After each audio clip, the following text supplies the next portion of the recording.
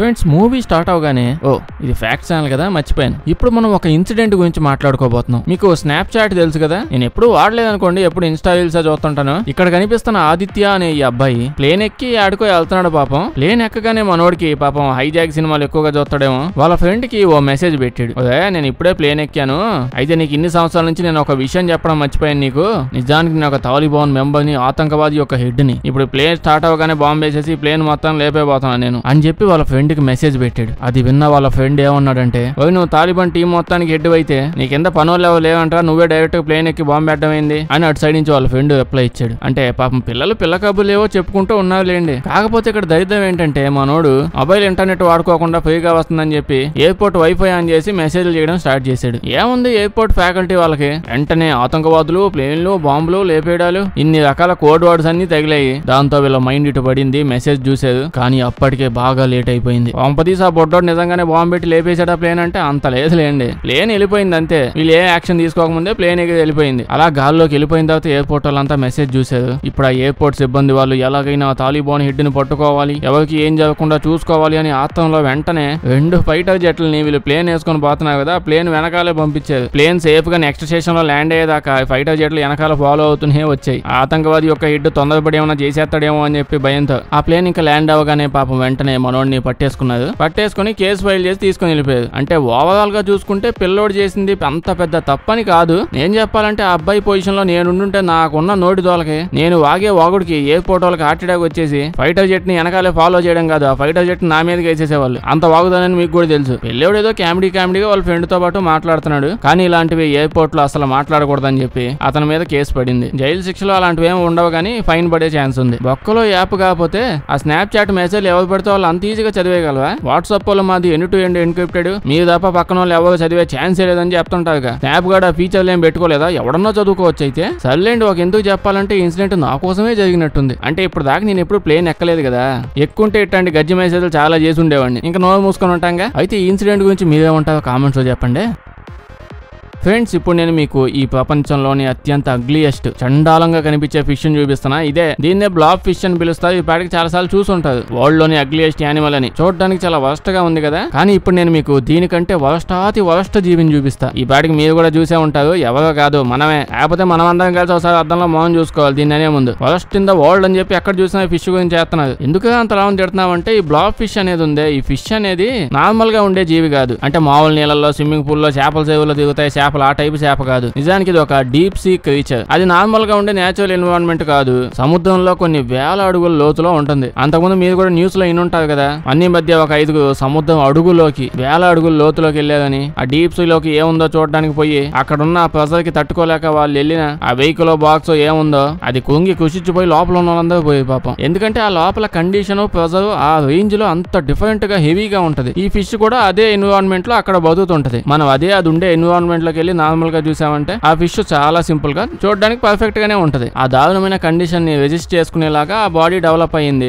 అలాంటి జీవిని ఇప్పుడు మనం నేల మీదకి తీసుకొని వచ్చేసి నార్మల్ కండిషన్, నార్మల్ ప్రెషర్ లో పెట్టడం వల్ల దాని బాడీ కండిషన్ తట్టుకోలేక ఈ విధంగా కుసించుకుపోవడం గానీ, డీకంప్రెస్ అయిపోయి దాని స్ట్రక్చర్ ఆ విధంగా చేంజ్ అయిపోద్ది. అలాంటి కండిషన్ లో ఆ ఫిష్ ని చూసి పెద్ద మనం ఏదో అందమైన అందగాలు, దేవదూతలు ఇప్పుడే దిగొచ్చామన్నట్టు అగ్లియెస్ట్ ఫిష్ అని చెప్పి దీని గురించి మాట్లాడుతుంటాం. అదే ఒక నార్మల్ మనిషిని ఆ చేప తిరిగే ప్లేస్ కి పంపించేయండి, ఆ ప్రెషర్ లో తీసుకొని వెళ్ళి వదిలేస్తే ఆ లోతులో అప్పుడు మన బాడీని చూసి ఆ చేప కూడా అదే అనుకుంటది. మన ఇలాకాలో ugliest creature in the world అని చెప్పి మనుషులు చూసి ఆ చేప అనుకుంటది. అక్కడ దీని గురించి మీరేమంటారో కామెంట్స్ లో చెప్పండి.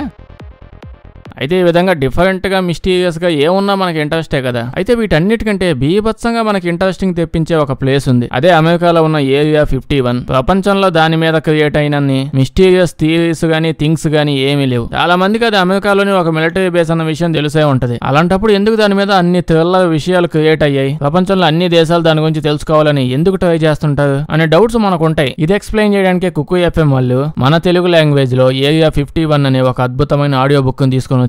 ఒక్కసారి విని చూడండి, మెంటల్ ఎక్కిపోద్ది. ఇక్కడతో ఆపాల్సిన పని లేదు. కుక్కు ఎఫ్ఎం లో ఇంతకు మించిన historical topics, entertainment, education, biography, self help, ఇలా మీకు ఏ టాపిక్ కావాలంటే ఆ టాపిక్ మీద 10,000 గంటలకు పైగా ఆడియో బుక్స్ అవైలబుల్ లో ఉన్నాయి. అసలుకే 25 లక్షలకు పైగా యూజర్స్ తో ఫుల్ లీడింగ్ లో ఉంది. దీంతో పాటు ప్రతి లాంగ్వేజ్ లో ఎవ్రీ మంత్ 20కి పైగా ఆడియో బుక్స్ యాడ్ చేస్తూనే ఉంటారు. అయితే ప్రెసెంట్ కుక్కు ఎఫ్ఎం వాళ్ళు కేవలం మన కోసమే ఒక మంచి ఆఫర్ తీసుకొని వచ్చారు. దీన్ని ఉపయోగించి మనం మంత్లీ సబ్స్క్రిప్షన్ లో 50% ఆఫ్ పొందొచ్చు. అంటే 49 రూపీస్ తోనే స్టార్ట్ స్టార్ట్ చేసేయచ్చు. డిస్క్రిప్షన్ లో ఇచ్చిన లింక్ మీద క్లిక్ చేసి మన ఆఫర్ ని యూస్ చేసుకోవడానికి ALK200 కోడ్ ని ఉపయోగించండి. ఒకసారి ఇవే బుక్స్ బయట రేట్లు ఎలా ఉన్నాయో చెక్ చేయడానికి ట్రై చేయండి. అన్ని బుక్స్ కొనాలంటే లక్షల్లో అవుద్ది, కానీ మనకి ఇక్కడ 10,000 పైగా ఆడియో బుక్స్ 49 రూపీస్ కే వస్తున్నాయి. మన కన్వీనియన్స్ ని బట్టి యాప్ లో అద్భుతమైన ఫీచర్స్ ఉంటాయి. నచ్చిన లాంగ్వేజ్ పెట్టుకోవచ్చు, నచ్చిన జానర్ సెట్ చేసుకోవచ్చు, మీ కన్వీనియన్స్ ని బట్టి వినేటప్పుడు ఆడియో స్పీడ్ ని చేంజ్ చేసుకోవచ్చు. ఇలాంటివి ఎన్నో ఉంటాయి. జస్ట్ ఒక్కసారి ముందు యాప్ చెక్ చేసి చూడండి. నేను చెప్పినవన్నీ ఉన్నాయో లేదో మీకే అర్థం అవుద్ది. డిస్క్రిప్షన్ అండ్ కామెంట్స్ లో లింక్ అవైలబుల్ లో ఉంది. ముందు డౌన్లోడ్ చేసి చూడండి, తర్వాత మీ మనసుకు నచ్చింది వినండి. ఫ్రెండ్స్, అమెరికా వాళ్ళకి ఒక ఆచారం ఉంటుంది. అంటే వాళ్ళు ఏం చేస్తుంటారంటే వాళ్ళ గరాజుల్లో, స్టోర్ రూముల్లో పాత సామాన్లు తెగ ఉంటాయి కదా, మురిగిపోయిన వస్తువులన్నింటినీ ఆ సామాన్లన్నింటినీ ఇంటి బయట పెట్టేసి సెకండ్ హ్యాండ్ గా అమ్మేస్తూ ఉంటారు. మేబీ కొన్ని సినిమాల్లో మనం చూస్తుంటాం వాళ్ళు నిజంగా ఇలా చేస్తుంటారని. మనం అంటే అన్ని అత్తపోయి భోగి మంటలో పడేస్తాం కదా, వీళ్ళు ఈ విధంగా అమ్ముకుంటారు. అయితే 2007 లో అమెరికాకి సంబంధించిన ఒక ఫ్యామిలీ వాళ్ళ పాత సామాన్లన్నీ బయట పెట్టి అమ్ముతూ ఉన్నారు. అప్పుడే ఈ కపుల్ కి ఈ బౌల్ కనిపించింది. అదే ఆ పాత సామాన్లు ఎక్కలో పడేసి అమ్ముతూ ఉన్నారు. అప్పుడు ఒక కపుల్ వచ్చి ఇది ఎంత అని అడగగానే 100 ఇచ్చి ఎత్తబోమని చెప్పారు. ఆ కపుల్ బేరం వాటి 70 రూపాయలు చేతిలో పెట్టి ఈ బౌల్ ని తీసుకొని వచ్చేసారు. 2007 లో ఆ బౌల్ ని తీసుకొని వచ్చి వాళ్ళ ఇంట్లో పెట్టుకున్నారు. అలా పెట్టుకున్నారు 2013 దాకా ఆ బౌల్ అక్కడ అలాగే ఉంది. 2013లో ఆ బౌల్ కొనుక్కున్న కపుల్లోని హస్బెండ్ టీవీ చూస్తూ ఉన్నాడు. అప్పుడే సడన్ గా కరెంట్ పోయింది. చాలా సేపటికి రాలేదు. కింద చూస్తే ఆ బౌల్ కనిపించింది. అబ్బాయిలు ఖాళీగా ఉంటే మనం ఏమేమి గెలుగుతుంటామో తెలిసిందే కదా. ఆ బౌల్ ని చూసి అసలు ఈ బౌల్ ఎలా వచ్చింది, ఇది ఎవరిది, దీన్ని ఎవరు చేసి ఉంటాడు, దీని వెనకాల ఏమైనా స్టోరీ ఉండుంటదా అని డౌట్ వచ్చి కరెంట్ వచ్చే లోపు దీని హిస్టరీ అంతా తెలుసుకుని వచ్చేద్దామని వెంటనే ఆ బౌల్ ని పట్టుకుని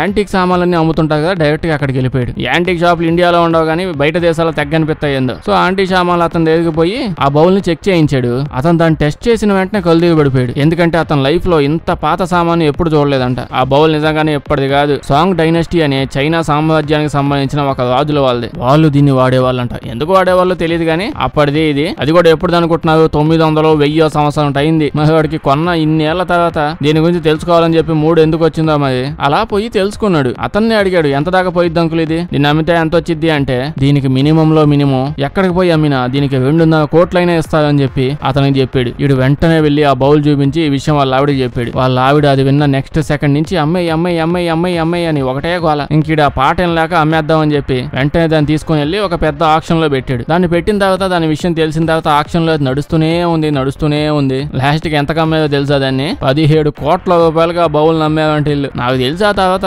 ఆడి ఇంట్లో ఉన్న సామాన్లన్నీ ఇదే విధంగా గెలిగి టెస్ట్ చేయించుంటాడు. ఫ్రెండ్స్, స్టాన్ఫోర్డ్ వాళ్ళు ఒక కొత్త ఎక్స్పెరిమెంట్ ని స్టార్ట్ చేశారు. స్టాన్ఫోర్డ్ అనగానే అక్కడంతా పిల్లలు కాదు, సైంటిస్టులు మాత్రమే చదువుకుంటారేమో అన్నట్టు ఉంటుంది ఆ నేమ్ వినగానే. అయితే ఇప్పుడు వరల్డ్ మొత్తం మీద చూసుకుంటే ఒక సంవత్సరంలోనే ఎన్నో వందల మంది వాళ్ళ ఆర్గాన్స్ పాడవడం వల్లే చనిపోతూ ఉన్నారు. సో ఇప్పుడు వీళ్ళు ఆర్గాన్స్ ఎవరు పెడితే వాళ్ళు మాటికి డొనేట్ చేయట్లేదు కదా, అందుకే వీళ్ళు ఆర్గాన్స్ ని కొత్తగా 3D ప్రింటర్స్ ఉపయోగించి తయారు చేసేద్దామని చెప్పి ఎక్స్పెరిమెంట్ స్టార్ట్ చేశారు. ఇప్పుడు ఏం చేస్తారంటే, మీ ఫ్రెండ్ కి ఇప్పుడు బ్రెయిన్ పోయింది అనుకోండి. ఓకే, ఇప్పుడు మరీ అంత డీటెయిల్డ్ గా వద్దు కానీ మీ ఫ్రెండ్ కి కిడ్నీ పోయింది అనుకుందాం. ఇప్పుడు వాడికి కిడ్నీ కావాలి. మీరు పోయి కిడ్నీ ఇస్తారా? ఆడికి ఇడ్లీ ఇవ్వడం ఎక్కువ, కిడ్నీ ఏమి ఇస్తాం కానీ. సో వాడిని ఇప్పుడు వెంటనే ఇక్కడ తీసుకొని పండి. ఇక్కడ తీసుకొని పోతే వీళ్ళు ఏం చేస్తారంటే ముందుగా బాడీ అంతా స్కాన్ చేస్తారు. వీడి కిడ్నీ ఎలా ఉంటది, దాని షేప్ ఎలా ఉంటది, సైజ్ ఎలా ఉంటది అన్ని పర్ఫెక్ట్ గా చెక్ చేస్తారు. మెజర్మెంట్స్ అన్ని తీసుకొని పేషెంట్ యొక్క స్టెమ్ సెల్స్, కొన్ని కెమికల్స్ అవన్నిటిని తీసుకొని మిక్స్ చేసి 3D ప్రింటింగ్ లో ఎగ్జాక్ట్ గా ఒక లివింగ్ ఆర్గాన్ ని పనిచేసే విధంగా తయారు చేస్తారంట. అంటే వేరే వాళ్ళ పార్ట్ తీసుకొని వచ్చి డైరెక్ట్ గా పెడితే కొన్ని ప్రాబ్లమ్స్, సైడ్ ఎఫెక్ట్స్ ఇలాంటివి వస్తుంటాయి. కానీ ఇలాంటివి పెట్టడం వల్ల ఇలాంటి ప్రాబ్లమ్స్ ఏమీ రావంట. అంటే ప్రస్తుతానికి వాళ్ళు మరి ఇంకా ఫుల్ అడ్వాన్స్ అవ్వలేదు. మీ ఫ్రెండ్ ని తీసుకొస్తే కిడ్నీ పెట్టేసి అంత సీన్ ఇప్పుడు లేదు. ప్రెసెంట్ అయితే వీళ్ళు హార్ట్ వెల్స్ వరకు పర్ఫెక్ట్ గా చేస్తున్నారంట. నిజంగానే పనిచేసే ఆర్గాన్ ని తయారు చేశారు కదా. సో ఫ్యూచర్ లో ఇది బాగా ఇంకా కొత్త కూడా తయారు చేయబోతున్నారని మనకు అర్థం అవుతుంది. సర్లేండి, చూద్దాం. మన ఫ్రెండ్స్ తాగి వాళ్ళ కిడ్నీలు పాడు చేసుకునే టైంకల్లా వీళ్ళు ఇంకా కిడ్నీలు తయారు చేసే స్టేట్కి వస్తారో లేదో. ఫ్రెండ్స్, నార్మల్ గా ఒక ట్రక్ నడపాలంటే ఇక్కడ దాని స్టీరింగ్ ఉంటది కదా, దీన్ని తిప్పాలంటే మొదట్లో బాగా ఎక్కువగా స్ట్రెంత్ అవసరం వచ్చేది. అలా దాన్ని రౌండ్ గా తిప్పడానికి. ఎంతైనా అంత పెద్ద ట్రక్ దాని టైర్లు తిప్పాలంటే ఆ మాత్రం పవర్ పెట్టాలిగా. సో ఇది నడిపే వాళ్ళకి కొంచెం ప్రాబ్లం గా తయారైంది. దాంతో వోల్వో కంపెనీ వాళ్ళు దీన్ని ఒక ఛాలెంజ్ గా తీసుకొని డైనమిక్ స్టీరింగ్ సిస్టమ్ ని వీళ్ళు తీసుకొని వచ్చారు. దీన్ని తీసుకొని వచ్చాక వీళ్ళు ఏమని ప్రమోషన్ చేశారంటే, మీ ఫుల్ గా మీ 2 చేతులు పెట్టి మీ కండలని పెట్టి తిప్పాల్సిన పనేం లేదు, ఇంకా జస్ట్ మీ వేలుతోనే అలా తిప్పినా సింపుల్ గా తిరిగిపోయిద్దని చెప్పి వాళ్ళ ట్రక్ ప్రమోషన్ చేయడం స్టార్ట్ చేశారు. అది విన్న తర్వాత జనాలంతా ఎవరికో సొల్లు చెప్తున్నావు, మేము వాటిని తిప్పి ఒక్కొక్కటి కండలు కూడా వచ్చేసి, నువ్వు ఏలుతో తిప్పొచ్చు కాలుతో తిప్పొచ్చు అంటే మేము ఎలా నమ్ముతాం, మేము నమ్మమని అన్నారు. అయితే వాడితే అది అర్థమైంది అనుకోండి నిజంగా అలా ఉంటదని. కానీ జనాలంతా ప్రతి ఒక్కరు నమ్మేలా చేయడానికి, మంచి అడ్వర్టైజింగ్ చేయడానికి వీళ్ళందరూ కలిసి వోల్వో కంపెనీ వాళ్ళు ఒక హెల్ప్ తీసుకోవాలనుకున్నారు. మనం ఎవరిని తీసుకొని వస్తున్నాం అని చెప్పి అందరూ అడిగారు. చూస్తే కేవలం ఒకే ఒక్కరిని తెస్తున్నారు, అదే చార్లీ. చార్లీ ఏ సూపర్ స్టార్ అంటే అది ఇదే. చార్లీ అనేది ఒక హ్యామ్స్టర్ అనమాట. ముందు వాళ్ళ ట్రక్ ని ఒక ఒక మైన్ లోకి తీసుకొని పోయారు. టెస్ట్ చేసి చూపించాలి కదా, కొండలు అంటే ఎత్తు పొలాలు ఎక్కువగా ఉండే ప్లేస్ కి తీసుకొని పోయారు. తీసుకొని పోయి ఆ హ్యామ్స్టర్ కి చార్లీకి ఆ ట్రక్ ఇచ్చేసి నువ్వే నడిపి చూపించు, అప్పుడే జనాలంతా నమ్ముతావు, అప్పుడే ఇలా బుద్ధి వచ్చింది అని చెప్పి దాన్ని నడపమన్నది. హ్యామ్స్టర్ నే అంటే మరి అంత తిక్కగా కాదులేండి. ఆ చార్లీని తీసుకుని వెళ్ళి ఆ స్టీరింగ్ మీద పెట్టేసి ఉంచారు. అంటే ఈ విధంగా పెట్టేసి ఉంచారు. సీట్ లో ఒకరు కూర్చొని చిన్న క్యారెట్ మొక్క తీసుకొని ఎటు తిప్పాలి ఎటు తిరగాలి అనేది ఓ క్యారెట్ మొక్క చూపిస్తూ దాన్ని ఊరిస్తూ అటు ఇటు తిప్పేలా చేశారు. చూస్తుండగానే వెళ్ళు ఈ విధంగానే దాని చేతే మైన్ లో ట్రక్ మొత్తాన్ని నడిపించారు. అది దాని చిన్న కాళ్ళు వేసుకుని అటు ఇటు తిరిగితేనే స్టీరింగ్ ఈజీగా తిరిగిద్దని డెమాన్స్ట్రేట్ చేసి చూపించారు. ఇది అడ్వర్టైజింగ్ లా లేదు, ఏదో స్టంట్ షోలా ఉంది. క్యారెట్ మొక్క కోసం అది అటు ఇటు తిరిగి అలసిపోయి ఆగిపోయి ఉంటే పరిస్థితి ఏంది? లోయ మీదకి వెళ్ళిపోయి ఆగిపోయి ఉంటే అటు నుంచి కింద పడిపోద్దాం. నాకు తెలిసి 4 రోజులు బో పెట్టకుండా తీసుకొని వచ్చి ఉంటారు పాపం ఈ చార్లీని. మొత్తం మీద దానికి ఉన్న ఆకలికి అది పర్ఫెక్ట్ గా నడిపించి చూపించింది. ఇంకేముంది ఆ వీడియో బయటకు వచ్చాక దీనికి మించి అడ్వర్టైజ్మెంట్లు ఎవరికి కావాలి? అంత స్మూత్ గా ఉండిద్దని. ఫ్రెండ్స్ అది 1988 మిషిగన్ అనే ఒక ప్లేస్ లోకి ఒక అబ్బాయి వచ్చి అక్కడ ఒక పాకల షెడ్ కొనుక్కున్నాడు అనమాట. అంటే మంచిగా పెద్ద పొలం కొనుక్కున్నాడులేండి. ఆ పక్కనే ఒక షెడ్ కూడా ఉంది. ఆ పొలంతో పాటు షెడ్ కూడా వచ్చేసింది. దాన్ని కొనుక్కొని వాడుకుంటూ ఉన్నాడు. అంతా చెక్కతో కొట్టిన షెడ్ కదా, తలుపులు కూడా చెక్కతోనే ఉంటాయి. ఆ తలుపు ఓకోకనే ఓకుండా గాలికి ఆ షెడ్ యొక్క పాత ఓనరు ఒక రాయి తీసుకొని వచ్చి ఆ షెడ్ యొక్క తలుపు మాటి కోకుండా అడ్డంగా పెట్టాడు కింద. అంటే ఓ బండను తీసుకొచ్చి అలా పెట్టాడు. ఈ అబ్బాయి కొనుక్కున్నాడు. ఆ తర్వాత వచ్చి చూస్తే అలా బండ అడ్డంగా ఉంది. సరేలే మనం గెలకడం ఎందుకని చెప్పి దాన్ని అలాగే అక్కడే ఉంచేసాడు. దాని తర్వాత సంవత్సరాలు గడుస్తూ పోయాయి. కట్ చేస్తే 30 సంవత్సరాలు అయిపోయింది. 30 సంవత్సరాల నుంచి మనోడు నీట్ గా వ్యవసాయం చేసుకుంటూ ప్రశాంతంగా బతుకుతున్నాడు. 30 ఏళ్ల తర్వాత ఒక రోజు చేయడానికి పనేం లేకపోతే అలా తలుపు పక్కనే ఆ బండ పక్కనే ఉన్నాడు. ఎందుకు ఆ రాయిని అలా చూశాడు. ఆ రాయిని ఇన్ని సంవత్సరాల నుంచి చూస్తున్నాను కానీ అతనికి ఏదో కొత్తగా అనిపిస్తుంది ఇప్పుడు చూస్తుంటే. ఈ రాయి ఇంత వింతగా ఉంది, నేను సరిగ్గా గమనించలేదు, నాకేదో మిస్టరీగా ఉందని అనిపించి వెంటనే రాయిని తీసుకొని అది కొన్న 30 ఏళ్ల తర్వాత సెంట్రల్ మిషిగన్ యూనివర్సిటీకి వెళ్ళాడు. వాళ్ళ సిటీలో ఉండే యూనివర్సిటీయే తీసుకెళ్లి ఆ రాయిని టెస్ట్ చేయించాడు. మోనా అనే ఒక ఆవిడ అదే ఆ యూనివర్సిటీలో పనిచేసే ఒక ప్రొఫెసర్ సరిలో తీసుకెళ్ళని టెస్ట్ చేస్తానని చెప్పి దాన్ని బాగా టెస్ట్ చేసి చూసింది. టెస్ట్ చేసి చూస్తే ఇంకేముంది, అదేం తుప్పాసి రాయి కాదు, నిజంగానే అది ఒక మీటియోరాయిడ్. భూమికి సంబంధించిన బండ ఏం కాదు. అది ఆకాశంలో తిరిగి భూమి మీద వచ్చి పడ్డ బండది. అమెరికాలో కనిపెట్టిన అతి పెద్ద రాళ్లలో, అదే బయట నుంచి వచ్చిన రాళ్లలో 6th పెద్ద రాయి అంటది. అంటే ఉల్క. అంటే ఇన్ని సంవత్సరాల పాటు స్పేస్ లో నుంచి వచ్చిన ఒక విలువైన అద్భుతమైన వస్తువుని గాలికి తలుపు పడిపోకుండా చక్కకేసి అడ్డంగా పెట్టి ఉంచాడు. ఆ తర్వాత ఇతన్ని ఇంటర్వ్యూ చేశారు. ఇతను ఏం చెప్పాడంటే నాకు నిజానికి ఇది అలాంటి ఒక బండ అని చెప్పి 30 సంవత్సరాల క్రితమే తెలుసు అన్నాడు. అంతా షాక్ అయిపోయారు. మీకెట్ట తెలుసండి అంతకు ముందే అని అంటే అతను చిన్నప్పుడు 30 సంవత్సరాల క్రితం అతను యంగ్ గా ఉన్నప్పుడు ఒక మీటరాయిడ్ అతను చుట్టుపక్కలే ఎక్కడో పడిందని చెప్పి ఒక న్యూస్ బాగా స్ప్రెడ్ అయింది. ఆ టైంలో మనోడు ఈ షెడ్ కొన్నప్పుడే అది చూడడానికి చాలా వింతగా అనిపించింది. అప్పుడే మనోడు ఫిక్స్ అయ్యాడంట, ఖచ్చితంగా ఇది ఆదాయే, ఈ తెంగదోడు ఎవడో చక్కగా అడ్డంగా పెట్టాడని చెప్పి వదిలేసాడు. చూస్తే ఇతను కూడా తెంగదోడులాగా 30 సంవత్సరాల పాటు వదిలేసాడు. ఏదైతే లాస్ట్ కైనా కనీసం 3 వచ్చి దాన్ని ఆ విధంగా టెస్ట్ చేయించాడు. దాని వాల్యూ కోట్లలో ఉంటది అనుకోండి, కానీ అతను దాన్ని ఫ్రీగానే యూనివర్సిటీకి ఇచ్చేసాడు, టెస్టులు చేసుకోండమ్మా అని. ఫ్రెండ్స్ హిస్టరీలో 1986 సంవత్సరంలో ఒక దారుణమైన సంఘటన జరిగింది.